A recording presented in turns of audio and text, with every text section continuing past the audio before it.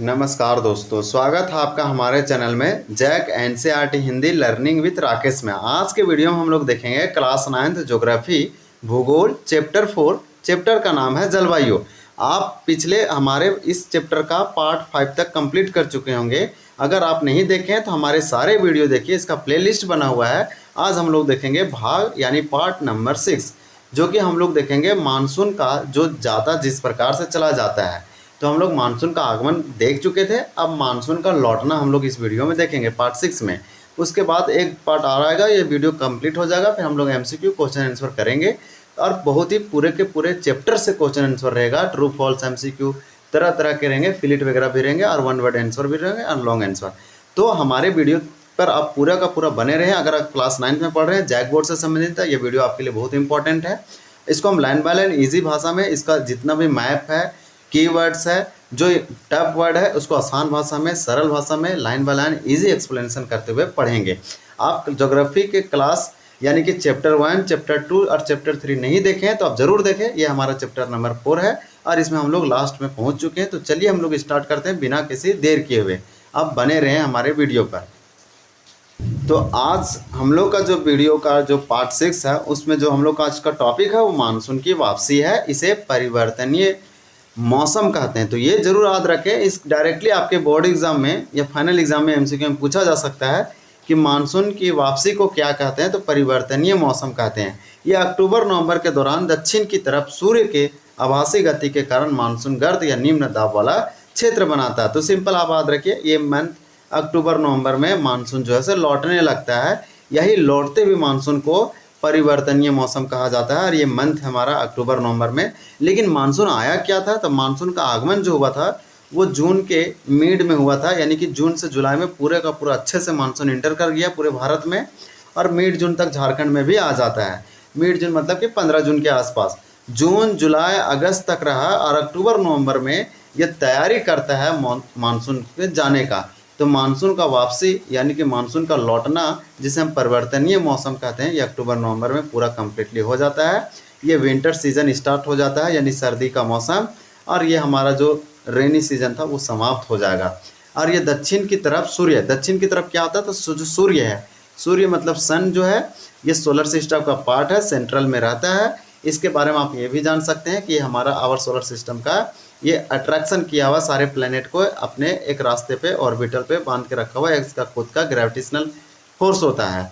यह हीलियम और हाइड्रोजन के गैस से मिलकर बना हुआ है, बहुत ही हॉट है, 5500 डिग्री सेल्सियस के आसपास है। तो ये सब याद रख सकते हैं। तो यही जो सूर्य है, इसके दक्षिण की तरफ आभासी गति होता है, यानी ये दक्षिण की ओर धीरे धीरे गति या मूवमेंट करने लगता है, जिसके कारण मानसून गर्द या निम्न दाब वाला यहाँ पे इसका क्षेत्र का निर्माण होता है। और गर्त फिर बताया जा रहा है, जो गर्त है, गर्त मतलब गड्ढा होता है, या फिर आप समझ सकते हैं कि होल या डॉन है, या ऊपरी मैदानों के ऊपर शिथिल हो जाता है। तो देखिए, ऊपरी मैदानों के ऊपर क्या हो जाता है? शिथिल हो जाता है। यह धीरे धीरे उच्च दाब प्रणाली इसका स्थान ले लेती है। तो यानी जहाँ पे गड्ढा या डॉन हुआ वहाँ पे निम्न दाब वाला क्षेत्र बना और उत्तरी मैदान के ऊपर शिथिल हो जाता है। यह धीरे धीरे उच्च दाब प्रणाली इसका स्थान ले लेता है। यानी कि जिस क्षेत्र में गड्ढा बना, जहाँ निम्न दाब बना, यहाँ पे उच्च दाब वाला स्थान इसका ले लेगा, ये बताया जा रहा है। उसके स्थान पर उच्च दाब हाई प्रेशर वाला आ जाएगा। इसके बाद बोल रहा है दक्षिण पश्चिम मानसून शिथिल हो जाता है। शिथिल का मतलब शांत हो जाना। अब उसके अंदर एनर्जी नहीं है, एक्टिव नहीं है, वो उथल पुथल नहीं करेगा, एकदम शांत हो जाएगा। तो शिथिल का मतलब यही था कि उत्तरी मैदान के ऊपरी शिथिल हो जाता है। ऐसा क्यों हुआ? क्योंकि लो दाब, लो प्रेशर बना और ये गड्ढा बना, जिसके कारण वहाँ जो था वहाँ दूसरे प्रकार के यानी कि उच्च दाब प्रणाली उसमें भरने लगा, फील होने लगा। तो उत्तरी मैदान के ऊपरी जो है से शिथिल हो जाता है। ये धीरे धीरे उच्च दाब प्रणाली इसका स्थान लेता है। दक्षिण पश्चिम मानसून, इसे इंग्लिश में बोलते हैं साउथ वेस्ट मानसून। ये भारत में बारिश होने का मेन रीज़न ये है। इस क्षेत्र से भारत में मानसून इंटर करता है। यहाँ पे हमारा महाराष्ट्र, गोवा, कर्नाटक, केरल, ये सब राज्यों से इंटर करते हुए भारत में प्रवेश करता है दक्षिण पश्चिम मानसून। तो आपसे कोई बोलेगा कि मानसून किधर से प्रवेश करता है या भारत में बारिश कहाँ से होती है अधिकतर? तो दक्षिण पश्चिम मानसून। दक्षिण का मतलब साउथ और पश्चिम का मतलब वेस्ट। और मानसून का मतलब मानसून, तो इसे बोलते हैं साउथ वेस्ट मानसून। इस डायरेक्शन से अरब सागर से होते हुए, हिंद महासागर से होते हुए भारत में एंटर करता है और इस तरह से चला जाता है ये। तो इस प्रकार से ये बताया गया है कि दक्षिण पश्चिम मानसून भी शांत हो जाता है या धीरे धीरे पीछे की ओर हटने लगता है, और अक्टूबर के प्रारंभ में मानसून पवनें उत्तर के मैदानों से हट जाती है। तो भारत का जो उत्तरी भाग है, यानी कि जो नॉर्दर्न प्लेन है, वहाँ जो मानसूनी पवनें थे, मानसूनी पवनें कहने का अर्थ है जो मानसून विंड है वो खत्म होगा, वो हटेगा, जिसके कारण बारिश नहीं होगा, क्योंकि मानसूनी पवने में नमी होता है और नमी के कारण बारिश होने लगता है। और ये सब प्रोसेस कब हो रहा है, तो साल के अक्टूबर मंथ के शुरुआत में ही जो मानसून विंड है वो उत्तर के मैदान से हटने लगता है, तो बारिश नहीं होगा, विंटर सीजन आएगा, रेनी सीजन एंड होगा। तो ये धीरे धीरे पीछे की ओर हटने लगता है, मानसून कमज़ोर पड़ जाता है। कौन सा मानसून, जिस मानसून से पूरा जून, जुलाई, अगस्त, सितंबर पूरा हेवी रेनफॉल हुआ, वही अब ठंडा पड़ गया, तो बारिश कहाँ होगा, नहीं होगा। तो ये एक प्रक्रिया है, जलवायु का एक घटना है जो दिखा रखा है इसमें। अक्टूबर एवं नवंबर का महीना गर्म वर्ष ऋतु से शीत ऋतु में परिवर्तन का काल होता है। तो जो अक्टूबर नवंबर का मंथ है, महीना है, अक्टूबर के बाद नवंबर आता है, ये बोल रहा है गर्म वर्षा ऋतु से शीत ऋतु में परिवर्तन का काल है। गर्म वर्षा ऋतु से किधर जाएगा, शीत ऋतु में, यानी कि अभी गर्म का मौसम था, थोड़ा थोड़ा समर था, तो इस वर्षा यानी कि बारिश हो रहा है, तो ये विंटर सीजन था, इसमें अधिक ठंडा नहीं लगती, लेकिन ये धीरे धीरे ट्रांसफ़र हो रहा है ऋतु की यार, ये अक्टूबर से नवंबर में, यानी अक्टूबर नवंबर ऐसा महीना है जो आपको ठंड, ज़्यादा, सर्दी लग सकता है। मानसून की वापसी होने से आसमान साफ होगा, तापमान में वृद्धि हो जाती है। तो देखिए रेनी सीजन में, यानी कि जब मानसून आता है तो जो बादल है या आकाश है वो पूरा का पूरा आसमान काला रहेगा, छाया रहेगा, उतना ज़्यादा टेम्परेचर, धूप नहीं आएगा, अधिक बारिश होती है। तो इस प्रकार से जैसे ये मानसून लौटेगा, वापस होगा, आसमान एकदम साफ, क्लीन, नीट हो जाएगा, टेम्परेचर में थोड़ा सा तेज़ी आएगा, धूप आएगा, और दिन का तापमान ऊँच हो जाता है।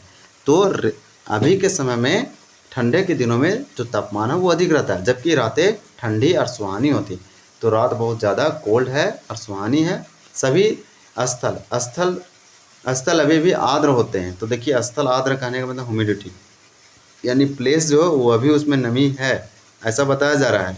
फिर दिया गया है कि उच्च तापमान एवं आर्द्रता वाली अवस्था के कारण दिन का मौसम असुहावा हो जाता है। तो इस प्रकार से दिया गया है कि आर्द्रता, तापमान, उच्च तापमान यानी हाई टेम्परेचर और हाई ह्यूमिडिटी या आर्द्रता और मॉइस्चरिटी की अवस्था के कारण दिन का मौसम असुहावा हो जाता है तथा इसे क्वार की उस उमस के नाम से जाना जाता है। तो देखिए इसे क्वार की उमस कहते हैं। बहुत इंपॉर्टेंट पॉइंट था ये वाला, आपको याद रहना चाहिए कि स्थल जो है आर्द्र होता है, उच्च तापमान और आर्द्रता वाली अवस्था के कारण दिन का मौसम असुहावा हो जाता है, इसे ही क्या कहते हैं, तो क्वार की उस उमस कहते हैं, उमस के नाम से जाना जाता है। अक्टूबर के उत्तरार्ध, तो अक्टूबर के उत्तरार्ध में विशेषकर उत्तरी भारत में तापमान तेज़ी से गिरता है। तो अक्टूबर के महीना में या अक्टूबर के उत्तरार्ध होने से, यानी उत्तरार्ध कहने का मतलब है अक्टूबर के एंड या स्टार्ट होते हुए, यानी कि जैसे ही अक्टूबर का महीना स्टार्ट होता है तो उत्तर भारत में तापमान तेज़ी से गिरने लगता है, तो हमें ठंडा लगता है। तो इस प्रकार से दिया, क्या आप जानते हैं, डिड यू नो भी हम लोग कंप्लीट करेंगे, इसलिए दूसरे के वीडियो से ये वीडियो बहुत ही अच्छा दिया गया है। आपको इस तरह से ना ही स्कूल में, ना ही ट्यूशन में, ना ही खुद से पढ़ सकते हैं, जितना अच्छा से ये वीडियो बनाया जा रहा है, बताया जा रहा है। क्या आप जानते हैं, इसका मतलब होता है डिड यू नो, और ये बोल रहा है कि आप जानिए इसको, अगर नहीं जानते हैं इसको रिवाइज कीजिए और याद करने की कोशिश कीजिए और सब दिनों के लिए याद रखिए। इसे बोलते हैं मासिन राम, मासिन राम नॉर्थ इंडिया का, यानी कि आप बोल सकते हैं कि ये हमारा भारत है। अब ये सट जाएंगे सेवन सिस्टर, जैसे 7 बहनें कहते हैं, वहाँ एक राज्य है जिसका नाम है मेघालय। मेघालय का राजधानी होता है शिलोंग। शिलोंग मेघालय किस प्रकार से है, तो क्लाउड के जैसा एक स्टेट है, ये असम से सटा हुआ है और बांग्लादेश इसका बाउंड्री शेयर करता है। तो ये जो मेघालय राज्य है, यहीं एक जगह है जिसका नाम है मासिन राम। विश्व में सबसे अधिक वर्षा गुफाओं के लिए ये वर्षा वाला क्षेत्र है। ये लिखा गया है स्टेलेगमाइट एवं स्टेगलेकाइट गुफाओं के लिए प्रसिद्ध है। तो बहुत इंपॉर्टेंट है मासिन राम। ये पूरे वर्ल्ड की, पूरे अर्थ की, पूरी दुनिया की सबसे अधिक रेनफॉल होता है, बारिश होने वाला क्षेत्र है। ये भारत के नॉर्थ ईस्ट में आता है, यानी कि ईस्ट में आता है। ये मेघालय जिसका कैपिटल शिलोंग है, उसी का एक सिटी, एक जिला, एक शहर है। यहाँ जब भी लोग घरों से निकलते हैं तो अम्ब्रेला छाता लेके निकलते हैं। कहीं भी जाते हैं तो सब्जी या कुछ दूसरी चीज़ परचेज करने या घूमने या किसी प्रकार से काम करने जाते हैं तो, क्योंकि हमेशा बारिश होता है। यह क्षेत्र क्या है तो स्टेलेगमाइट और स्टेलेक्टाइट गुफाओं के लिए प्रसिद्ध है। गुफा मतलब केव्स। तो यहाँ 2 प्रकार का गुफा है जो आपको बता रखा है। तो आपको ये समझ के बहुत अच्छा लगा होगा। ये मेघालय जो है से बांग्लादेश से अपना बाउंड्री शेयर करता है। कोई कंट्री से करता है तो, नहीं तो फिर असम तो स्टेट है, उससे तो बाउंड्री शेयर करता है। नवंबर के प्रारंभ में, जैसे ही नवंबर स्टार्ट होगा, उत्तर पश्चिम यानी कि उत्तर पश्चिमी भारत के ऊपर निम्न दाब वाली अवस्था बंगाल की खाड़ी पर हस्तांतरित हो जाती है।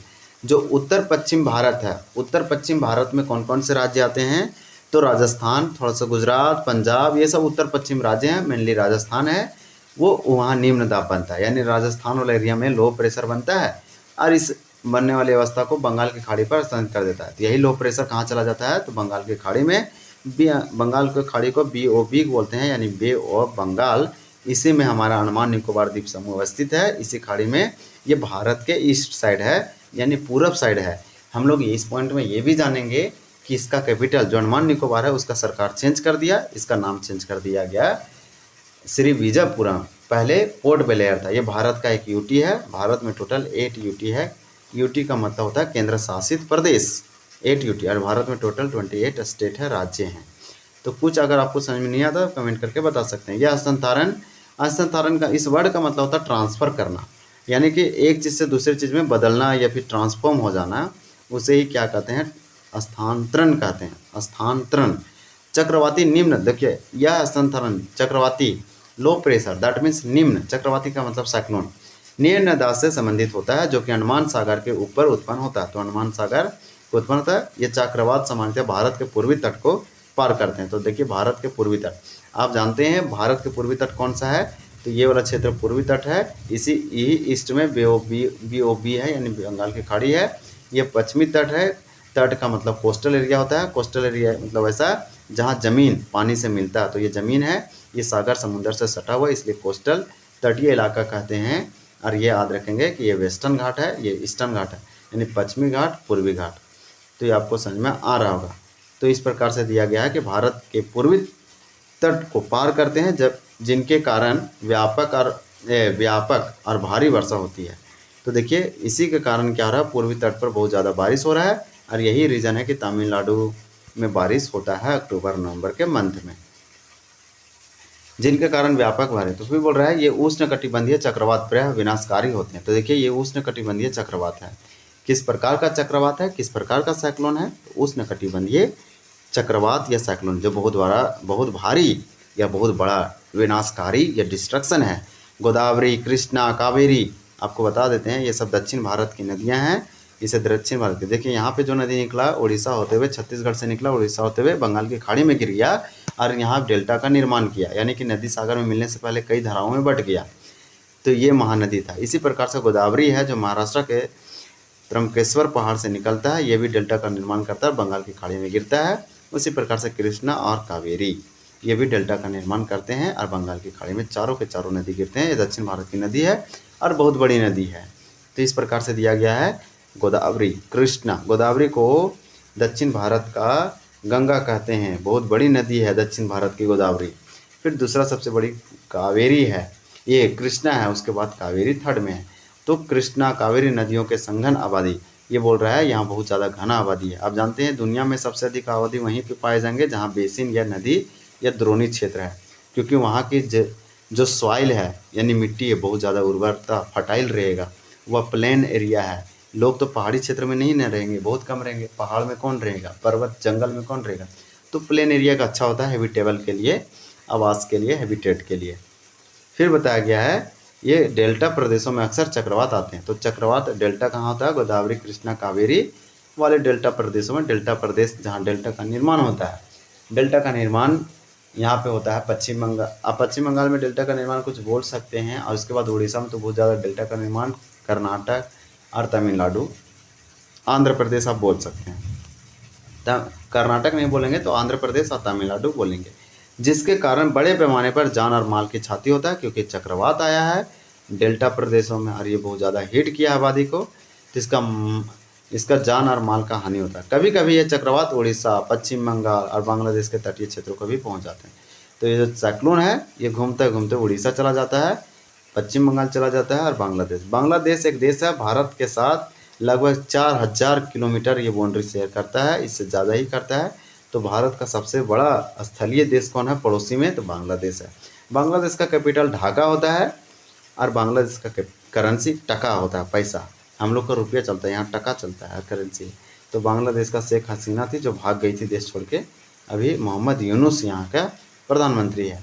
तो ये सब देशों और पश्चिम बंगाल झारखंड का एक राज्य है, कैपिटल कोलकाता है, और उड़ीसा भी बीजेपी का सरकार यहाँ चल रही है। और उड़ीसा जो है वो क्या है? तो इसका कैपिटल भुवनेश्वर है।